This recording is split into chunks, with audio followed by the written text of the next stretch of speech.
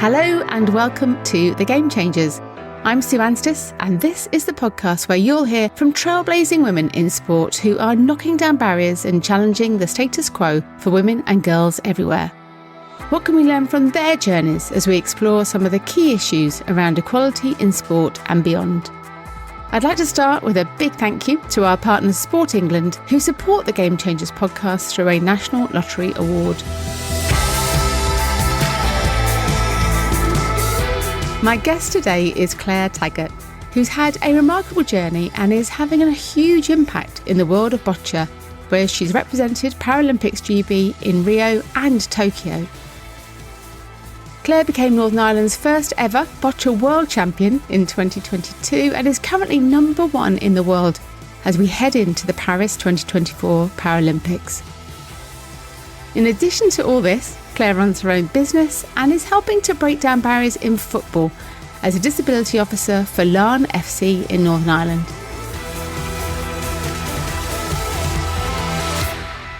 Claire, there's so much I want to ask you, but can we start by talking about Boccia itself? And I wonder, can you explain more about the sport to listeners who might not be as familiar with it? I like to describe Boccia as the most intricate sport that nobody's ever heard of. And basically, the concept is quite simple. So you can play as an individual, a team, and as a pair. The concept of Boccia is there's a white jack ball, and the aim of the game is to get closer than your opponent to the white jack ball. The balls are soft. They're made of leather and filled with beads. The court itself that we play on, it's indoors. It's the same size as a badminton court. So 12.5 metres by 6 metres. And basically it is the most, I like to say, it's the most inclusive Paralympic sport because regardless of the severity of your disability, you can play Boccia. I've listened to you. I've been researching, listening, and I know you don't like to liken it to bowls in terms of people having an understanding. And I was thinking it's almost a bit like that French ball with hacky sack type balls rather than solid balls combined with a bit of chess. Does that feel a bit fair? It's a bit of all those things, isn't it? I don't like to compare it to bowls because in bowls there are alternate throws. So your opponent takes a turn, you take a turn. Whereas in Boccia, it basically you play, if you're closer than your opponent will play. If you are further away from the jack to your opponent, then you will play. It's a different dynamic because you could play out all 6 of your balls and your opponent still has the opportunity to score 3 or 4 points, which is different to bowls. And also the equipment is very different in that it's we have soft leather balls. So yeah, I don't like likening it to bowls, and I think it is similar in construct to pétanque or bocce, but Boccia is so different. Generally, I just think it deserves its own, it's Boccia. That's what it is. Absolutely. I would recommend people find you on Instagram, and I love the videos that you share with some of the tricks and but just get more of a feel for it. And obviously, kind of people watch it, don't they, through the Paralympics, but to find out more away from that too. And it's obviously, as you said, it's a Paralympic sport, but doesn't have an Olympic equivalent. But what is it that you love so much? I mean, it does already sound, your kind of passion for the sport. I think the thing that I love about Boccia, you're right, it doesn't have an Olympic equivalent. And I think that's a good and a bad thing. I think sports that have an Olympic equivalent, they get a lot more recognition because obviously there is a lot more media interest towards the Olympics compared to the Paralympics. But I think in our own right, not having that Olympic equivalent makes us really unique and a really unique opportunity to show disabled people their ability rather than their disability. And I'm not trying to be inspirational or anything like that, because I really hate the word inspiration. And a lot of us really struggle with that power play with the word inspiration. But yeah, I think that the thing that I love about Boccia most is the fact that it is so inclusive, regardless of the severity of your impairment, whether you can throw a ball, kick a ball, or you can't, and you use a ramp, you have a ramp operator who is completely under your instruction. There's no other sport that people like me could play. I couldn't swim. I can't run. I can't stand, to never mind run. So there is no other sport that people like me could play. And I think it's important that we are encapsulated in the Paralympic movement. And as you say, it's a pretty special sport because it's played by individuals with severe disabilities. I think that, you say that. And in terms of how the sport accommodates that, you've mentioned those different routes in terms of the classifications. Can you explain that briefly to us? Because I know sometimes that can be overwhelming for people just in terms of getting their heads around the classifications. Yeah, so in Boccia, it's pretty simple. So there's 4 classifications. BC 1s and 2s are similar. So I myself am a BC 2. BC 2s throw the ball. We do not have an assistant to help us prepare the ball or anything like that. We're pretty much independent once we're on the court and playing the sport. BC 1s are similar in nature to BC 2s, but they have an assistant to help them prepare the ball, maybe steady a wheelchair. They can either throw or kick the ball, which is a bit different, but incredibly skillful. BC 4s are also throwers, but they are people with non-cerebral origin. So things like arthrogryposis, muscular dystrophy, TAR syndrome, and potentially like multiple amputations. And BC 3s are athletes who would be unable to throw, kick, or roll the ball. They play with a ramp, and they have a ramp operator who faces them, is never allowed to turn around to the court, can't see what's going on. And basically, the ramp operator is completely under the instruction of the athlete, and the BC3 athlete tells them what to do, where to place the ball on the ramp, where to move it, which ball to play. And yeah, they're not allowed to talk as well. So that's a challenge. And also, I should say, BC 1s, 2s and 3s can have disabilities like cerebral palsy. So my condition is dystonia. My dystonia presents in a very similar way to cerebral palsy. BC3 athletes can also have things like muscular dystrophy and spinal cord injury.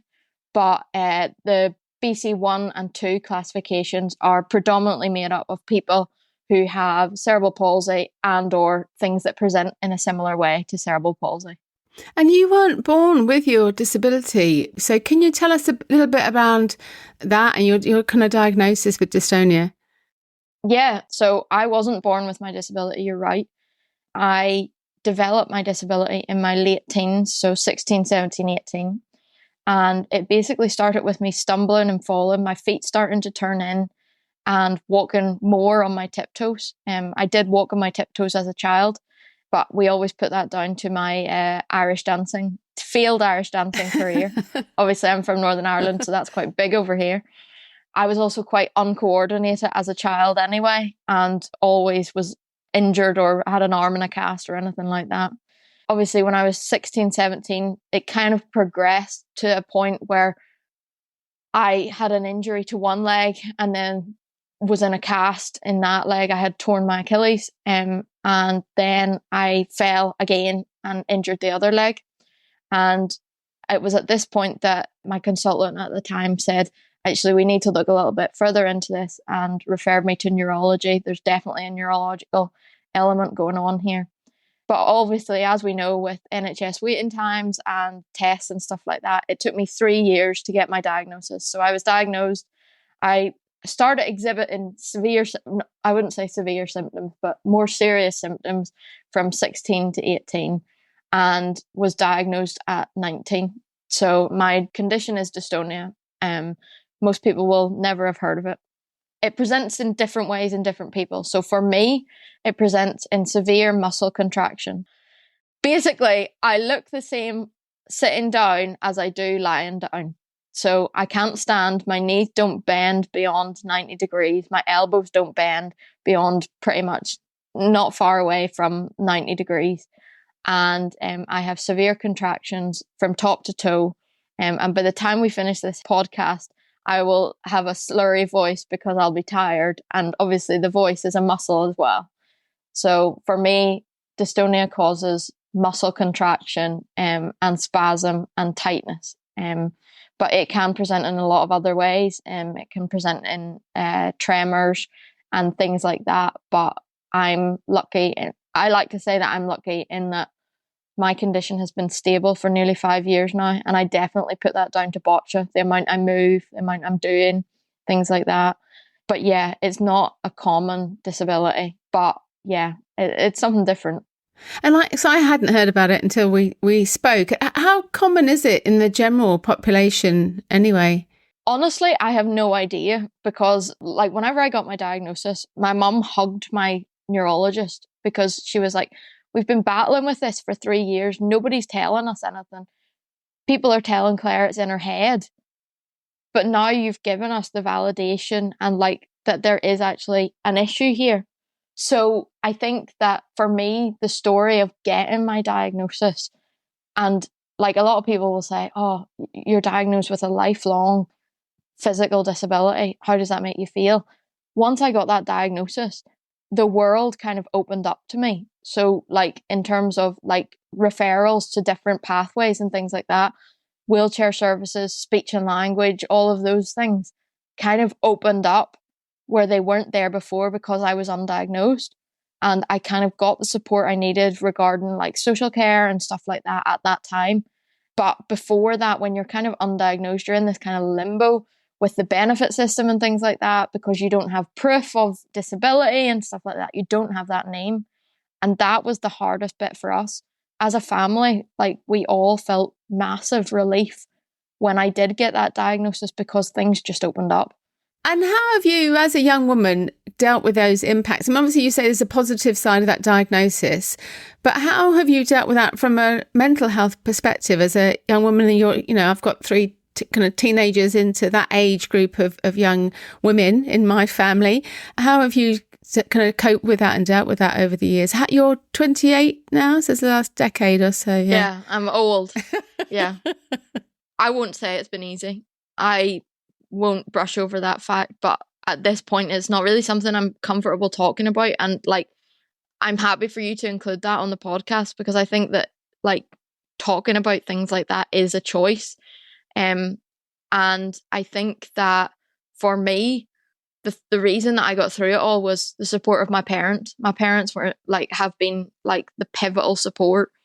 I wouldn't be here without them because they're just incredible people. A lot of the things that you'll find out about me is like I kind of come up with an idea and my parents kind of push me into it to like develop that idea. Obviously with Boccia that was the same thing. With my business it was the same thing. So yeah, I would credit my parents for everything, all of my success. I would credit my parents and I'm really lucky to have them. Oh, so that's kind of lovely to hear too. I'm going to ask you a bit more about your dad as we move through, but just going back to how you first discovered Boccia and then your kind of progress from taking part in the first place, then quite rapidly into the GB squad and on the world-class programme. So can you tell us about that?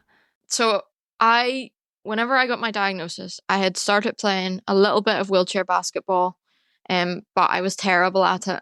My hand had started to develop contractures at that stage and it wasn't really safe for me to play because obviously wheelchair basketball is a high, fast, rapid sport and it just wasn't working for me. So I think I maybe played for maybe 3 weeks max, but I was recommended to start wheelchair rugby, which is even more brutal, I would like to say, but it is for people who would be unable to play wheelchair basketball, but wheelchair rugby typically features people with high-level spinal cord injuries, so limited hand function, things like that. So I played for nearly 6 months before, again, my disability progressed to the stage where I couldn't play. And at the end, I was literally pushing in circles because I could only reach with one hand to go in one direction. But playing wheelchair rugby at that time was amazing. Like, if I could, I'd go back to it today. It's an amazing sport. It's high throttle, high energy, and it's a really good way of keeping fit. Boccia kind of came along where one of the coaches of the wheelchair rugby was like, have you thought about this other sport, Boccia? And I was like, I don't even know what you're talking about. I've never heard of that word. So you can tell I'm quite blunt and to the point. So he said, look, there's a local club being set up. Why don't you go along, see what you think? And I did not like it. I did not like it at all. It was a local club being set up in my community, and it was a grassroots led thing of like, let's just come along and throw some bocce balls and stuff like that. And I enjoyed the social aspect of it because there were a lot of other young people who had physical disabilities there. But I was so confused as to how was this a Paralympic sport? But it was only when that coach who recommended that I go registered me for the UK Championships, because obviously Northern Ireland was a very small developing nation in boccia. So we went to our first UK Championships in 2014, and I didn't even want to go, but he'd booked the flights and things like that. So I kind of felt I was going out of obligation. But when I was there, I was pleasantly surprised that boccia was more than I thought it was going to be. The competitive side of me came out. Like you say, boccia is very chess-like in terms of tactics and decisions. I'm a massive board game nerd, gaming nerd, so like these things all appeal to me. And yeah, it's a sport where I didn't like it at first, but now it's my entire life, and I don't know where I would be or what I would be without it. Why do you think you've had such success in the sport? Oh, that's a good question, and like one I struggle with daily, I would say, because for two reasons. Success, for me as a person, I'm a really pessimistic person, like a massively pessimist. And that has always been a challenge in elite sport, I guess, was what I would say. And when I see success, I see that for me, I've played well. I've got through a game, things like that. I really struggle with the idea of being successful in this sport because there's limited to no recognition. And that's not what sport is about. Sport is about enjoying sport. But when you are achieving the things that myself and our squad have done over the years, but no one is listening, or the people high enough aren't listening, then it's really challenging and frustrating. I have a difficult time with the word success, is what I would say. That doesn't really answer your question, but it kind of gives you an insight to how I see things in the world. Yeah, absolutely. I mean, you were just 21 when you were competed at your first Paralympics, I think, in Rio in 2016, and the first person from Northern Ireland to ever compete in a Paralympic boccia event. In 2022, you became Northern Ireland's first boccia world champion in the B2 class. So that's a whole roster of firsts. So how does that side feel for you? That must be exciting. And in terms of representing your country on an international stage? Yeah, overwhelming is what I would say.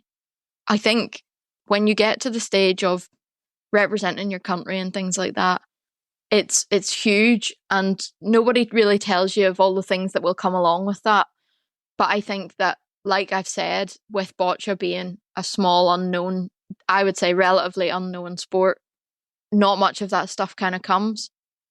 So me being quite introverted as a person, that kind of suited me for maybe 8 to 10 or 8 years of my career, I would say.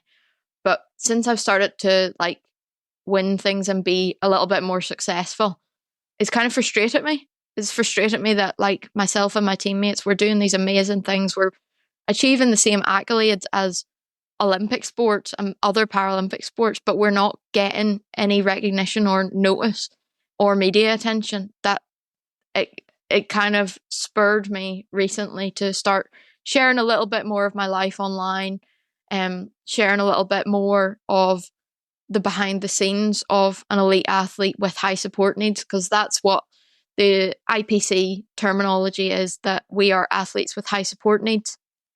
And I think that does describe us quite well, but it also doesn't describe our ability to be independent within our sport and our lives, I guess. But yeah, I've kind of started to share a little bit more online, and I'll admit it's been a bit of a challenge. Not necessarily the filming and stuff like that. I don't mind the filming and the editing that I'm doing, but the realism of I'm sharing more of my life, people are starting to see it, things like that, is a bit scary and not something I'm entirely comfortable with. But for me, if it gets my sport and my teammates and I the recognition that we deserve, I guess, then it's kind of worth it just to be outside of my comfort zone for that tiny moment.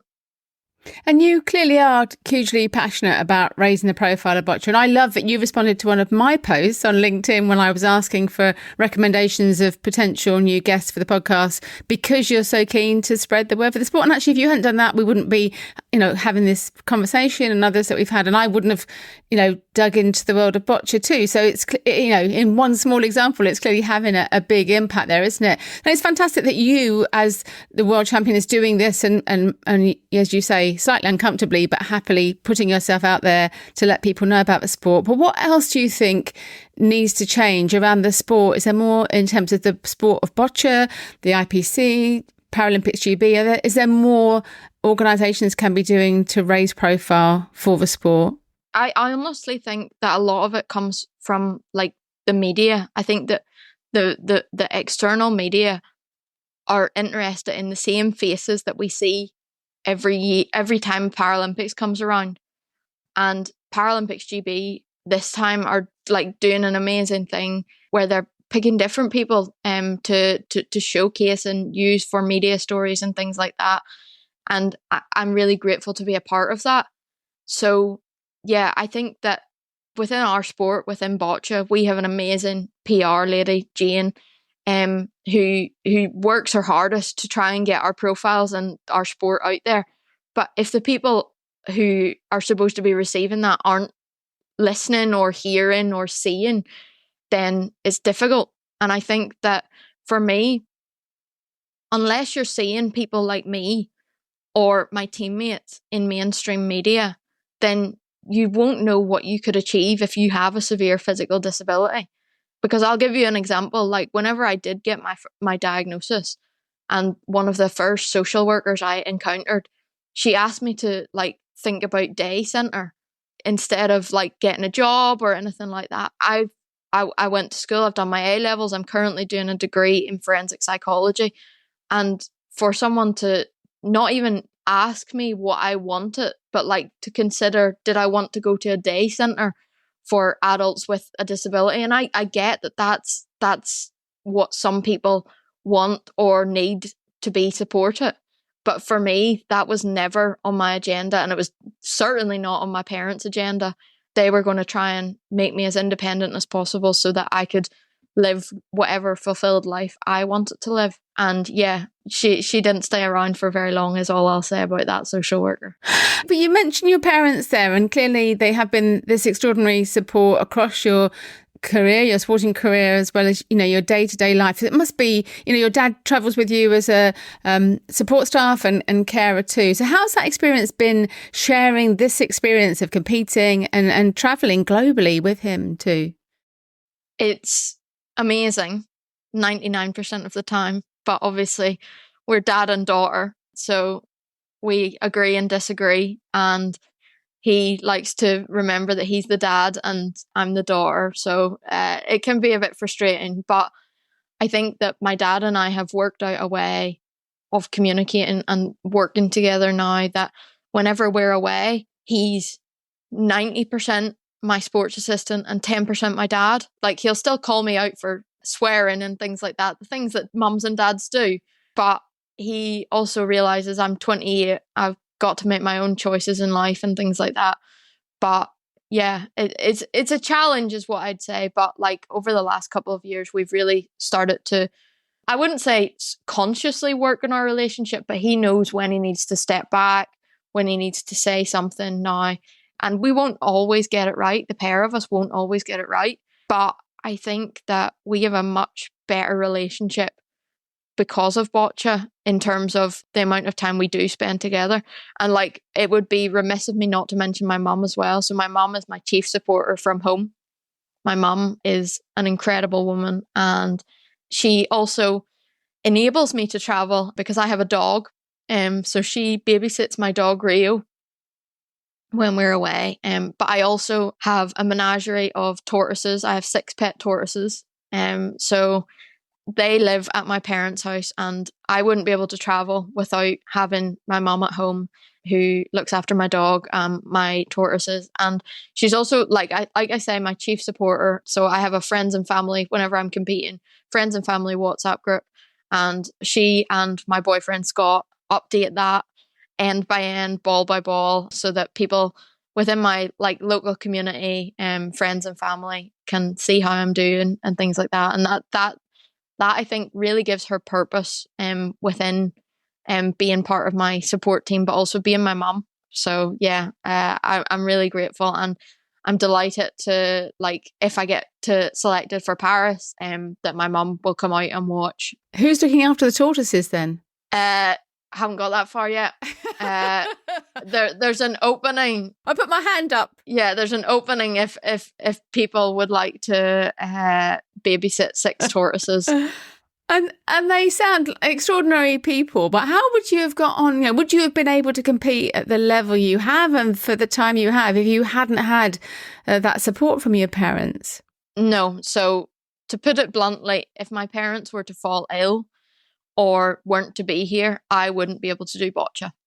And that is because of where I'm at with social care funding and the time that I spend away. Obviously, I live in Northern Ireland, and a lot of our training, like team camps and things like that, is in mainland UK. This year, I will probably be more in the UK than I will be in Northern Ireland or in other random countries all over the world, competing, using training opportunities that I've been given. So I think that it's important for me to say, like, I genuinely couldn't do this without my parents. I'm able to pay them a small amount, but it definitely doesn't cover what they actually do for me. Because when we're away, I'm completely out of my comfort zone. I'm out of my house where I'm as independent as I can be. And I need a lot more help with things because the world is not accessible. So yeah, I'm in a position now where obviously Paris is this year, in August, September, and then we quickly move into the LA cycle straight after that. It's a 4-year cycle. It's a long time. And my dad had always said, look, if you want to get to Paris, that's fine. We'll do Paris. But then I'd like to retire. Because obviously my dad retired so that I could do this job. He retired from his actual job, so that I could do my job. And the position I'm in at this point is that if my dad steps away, which he's fully entitled to do, and I actually really want him to do because he hasn't had a retirement, he's just run around the world after me. I don't think I would be able to do boccia based on social care funding and where I'm at with that. And it's a sad, and like, it's not shameful, but it's a sad thing to think that my career, I have to think about my parents, but it might also be dependent on something that I genuinely can't control, of social care funding, things like that, an external factor.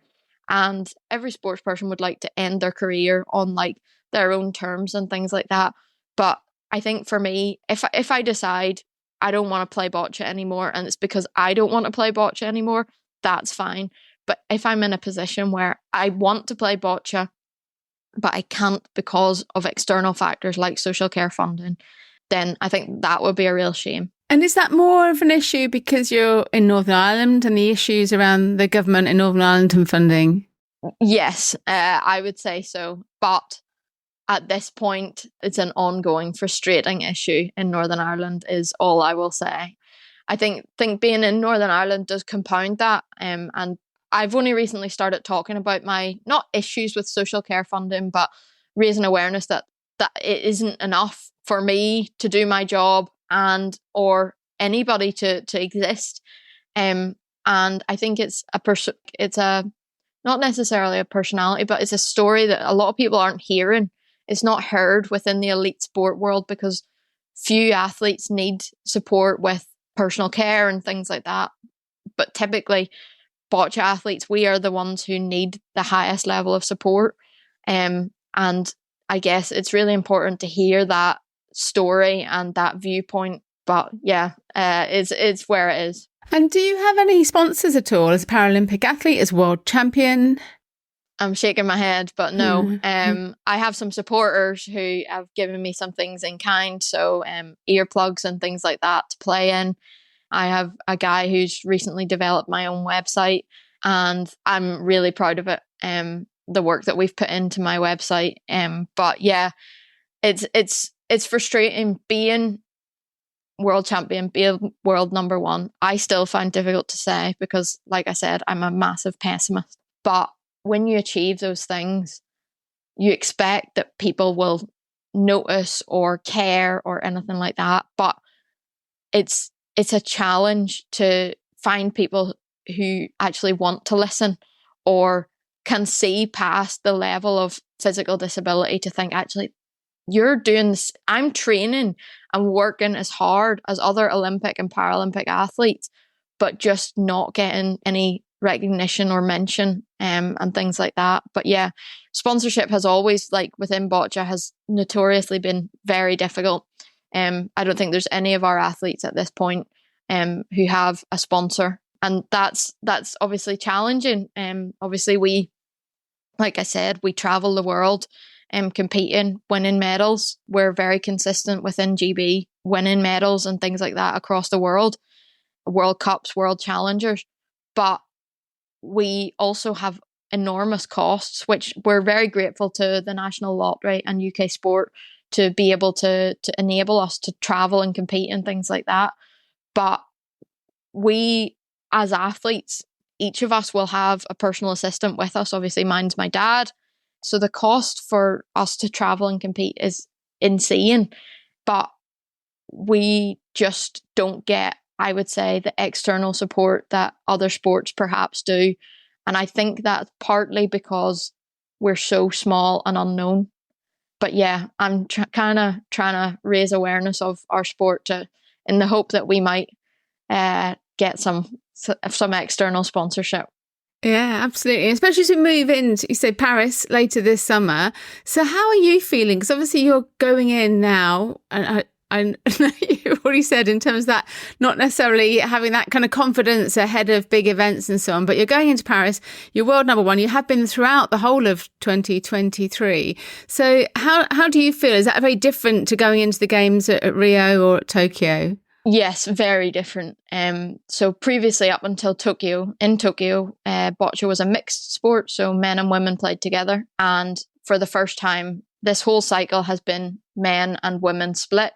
So it's been gender classification, and I think it's been amazing for the sport. You're really starting to see those female personalities, characters coming out that you see in the male classifications, but weren't ever able to compete against the males in our sport. And I think that it has done wonders for, I guess, bringing more females into the sport. But there's never enough Boccia athletes, is what I would say. There's never enough. We need more. And I guess that unless you know about the sport and how to get into the sport, then how are you ever going to aim to achieve to get on those podiums, to go to a Paralympic Games? But back to your question, yes, Paris being the first time of a Paralympics where it's male and female split, I'll be honest, it's terrifying. It's exciting, but terrifying. And it's something that I guess I'm working on with my coach and our psychologist, because it is a completely different thing. When I went into Tokyo, I was ranked 10th in the world. And there is an undoubted pressure with being world number one. And obviously for the rest of this year, I'd like to try and stay there as world number one. We have a lot of events before the Paralympics. And yeah, it does add an internal and an external pressure, because I guess people are starting to ask you questions like that. So I think it's an important one to talk about with the pressure of the Paralympics, because obviously Paralympics only comes around once every 4 years. And if you mess it up, you've got a decision to make if you want to do another 4-year cycle, and it's a long 4 years. But yeah, I think it's a challenge in my head, is what I would say. The gender piece is really interesting, isn't it? So when you went into Tokyo and you were number 10, how many women were ahead of you in the other 9, as it were? 1. Right, okay. 1, and then 8 males. And I think for me, the point where I realised that we needed to go down the gender split was when we were in Japan and Tokyo. And it got to the quarterfinal stages in all 4 classifications, and not one woman was in any of the quarterfinals. And I thought, right, this is the time. And I was glad that they brought it in at that point. There are plenty of women who were doing really well in the pool stages and things like that. And as team and pairs, there has always been women on the podium. But I think that as an individual, there is something, I would say, somewhat more satisfying, because you're only accountable to yourself when you're playing as an individual. And I think that the gender split has come at the right time. It's been full of controversy, but I think it has come at the right time. Obviously, I've benefited from it massively. And I know that other women within our sport across the world are reaping the benefits of being able to, I guess, showcase our skills and our ability beyond what we were competing with before the gender split. So I think it's been a good thing. So why would it be then that it was all men from the quarterfinal on? Why would men have been better at boccia than women? Honestly, I don't really know. There's obviously like a strength difference and things like that, but like a lot of it is unexplained, particularly in the BC3 classification, where it's less about your physical ability, but your ability to make tactical decisions and just general decision making. So I don't really know the ins and outs of it for myself, but I think that the change has come in and I've really welcomed it. And I know a lot of the other female athletes now really feel seen and that we belong on the boccia stage and things like that. And we weren't just making up a number, because previously in team and pairs, for example, if you had a full squad of 10 across all 4 classifications going to like a Paralympic Games or even a major event, previously you would have needed to have 1 female per classification. And that female might not even have played, like they would have played maybe one end. So 3 balls out of maybe 24 before they were subbed off for the male counterpart. So for me, I think it's really important that now, for example, the team, there always has to be a girl on, there's no substitutes anymore. And I think that that's been a really beneficial thing. There's no substitutes in the pairs, and BC3 pairs and BC4 pairs. It's a mixed pair from the start now. Again, no substitutes. And the female classification in individuals has kind of come along at a time where we are seeing those new and exciting people come through. And I think it's been a brilliant addition to boccia. That's brilliant. I look forward to watching it in more detail in Paris this year. And obviously wish you well once you know in terms of qualification. And is that in the next couple of months or so you'll know for sure? Or yeah, I'll know for sure. And selection will be later this year. But yeah, and you're mentioning about seeing it in Paris. We'll see how much coverage we get. But yeah, I think there's usually a live stream. But again, it's only of one court normally. There's maybe 8 courts playing at the same time, and it's a potluck whether you're on that live stream court. I don't think you'd see that in any other Paralympic sport, or very few other Paralympic sports. But yeah, it is what it is. Interesting. To make some more noise for you, won't we? Thank you. And just moving away from the sport a little bit, you also run a business, Nifty Notebooks. I'm a massive stationery fan myself. So I noticed an order come in from you. From me. I snuck in an order.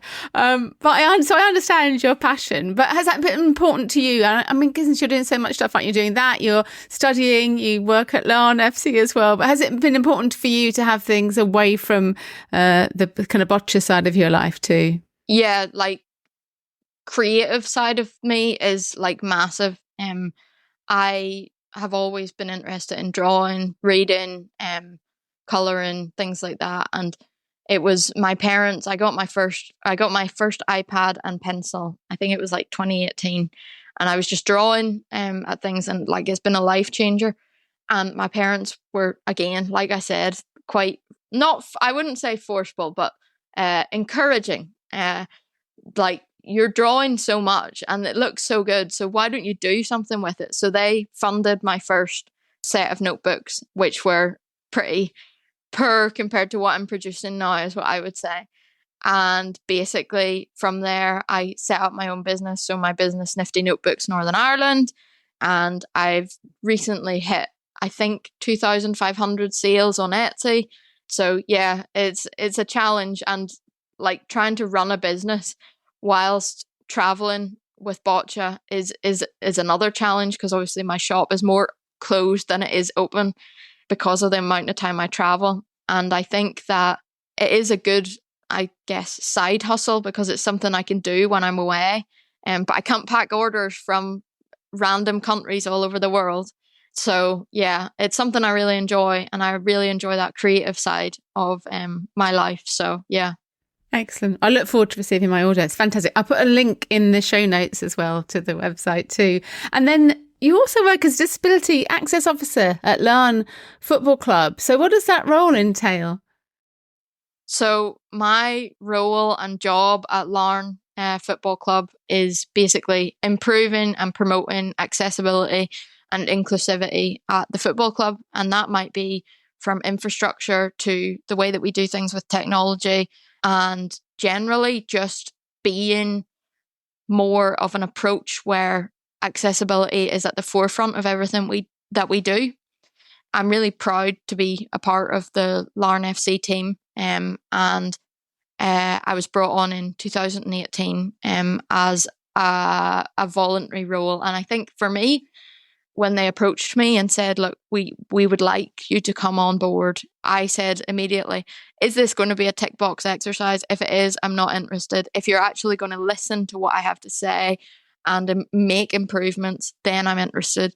And they said, no, absolutely, we're interested in what you have to say. We want to make the place as accessible and inclusive for disabled people and also people who are neurodiverse. That's something that we're kind of exploring at the minute, how we can make both of our online content and also like infrastructure and match day experience as accessible and an opportunity for people with who are neurodiverse to come to enjoy football, because everybody enjoys football, even me slightly. I don't really understand it, but I think that's the important part of why they brought me on board, is that they weren't interested in the fact that I didn't have a knowledge of football or wasn't really interested in the knowledge of football, but they wanted my lived experience of being a disabled person in the community to improve their accessibility and inclusivity.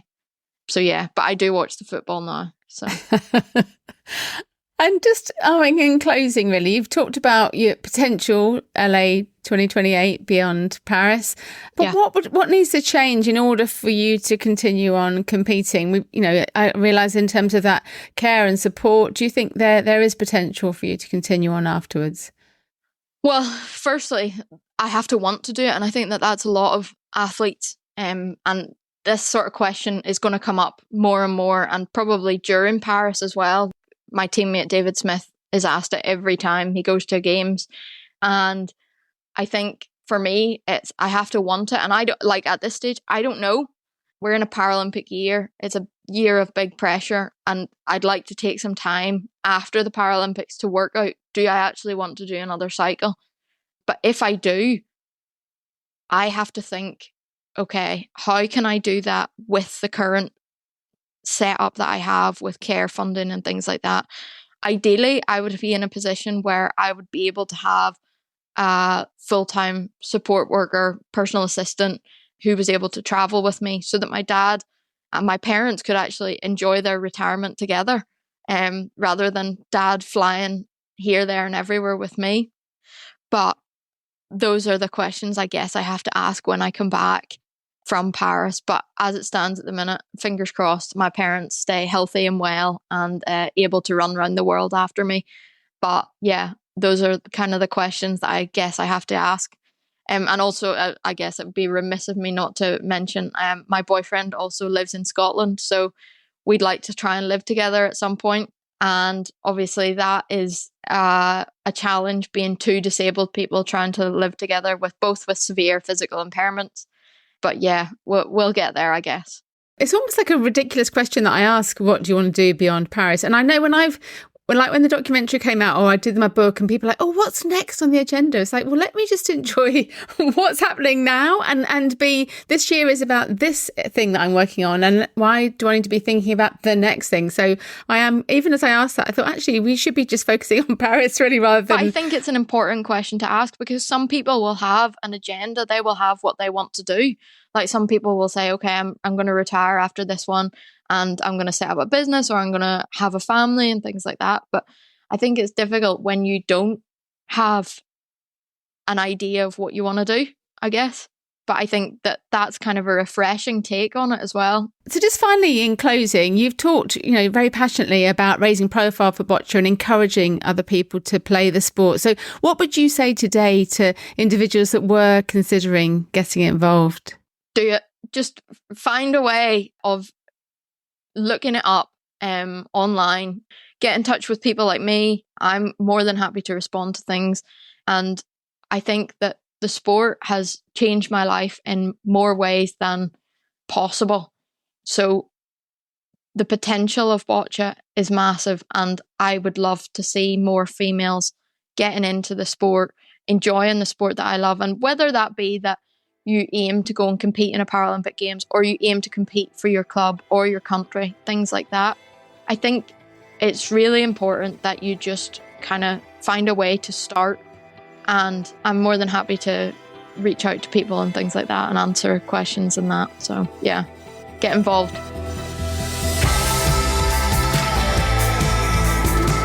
Thank you so much to Claire. Do follow her on Instagram to find out more about the sport of boccia and to follow her progress through to Paris this summer.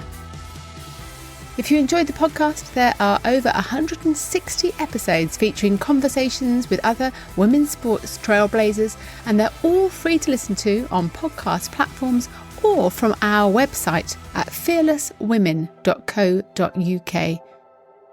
Previous remarkable para-athletes I've spoken to include Ellie Simmons, Hannah Cockcroft, Tanni Gray-Thompson, Lauren Steadman, Anne Wafula-Strike, Sophie Carrigal and Sarah Story. As well as listening to all the podcasts on the website, you can also find out more about the Women's Sport Collective, a free, inclusive community for all women working in sport. The whole of my book, Game On, The Unstoppable Rise of Women's Sport, is also free to listen to on the podcast. Every episode of Series 13 is me reading a chapter of the book. Thank you once again to Sport England for backing the Game Changers through the National Lottery, and to Sam Walker at What Goes On Media, who does such a brilliant job as our executive producer. Thank you also to my colleague at Fearless Women, Kate Hannon. Do follow the podcast to make sure you don't miss out on future episodes, and if you have a moment to leave a rating or a review, it would be fantastic, as it really does help us to reach new audiences.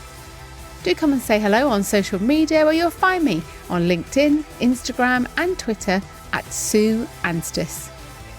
The Game Changers. Fearless Women in Sport.